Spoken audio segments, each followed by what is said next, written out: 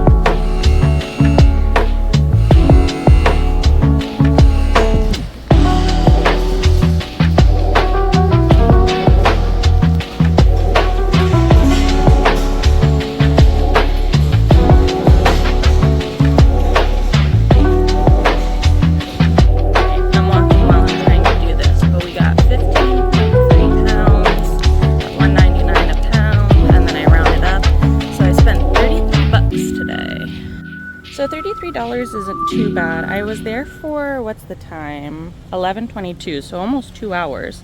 I definitely was able to last a little bit longer than the last time, because last time I didn't have my cart and I had to like push and carry the IKEA bag all around. So Definitely bring your own cart if you go to the bins. All right, I am exhausted, so I'm going to go home, get everything sorted and washed, and then I will do a haul in a separate video. Thanks so much for shopping with me, guys. It's always fun to bring you guys along. Today wasn't a too busy of a day in there.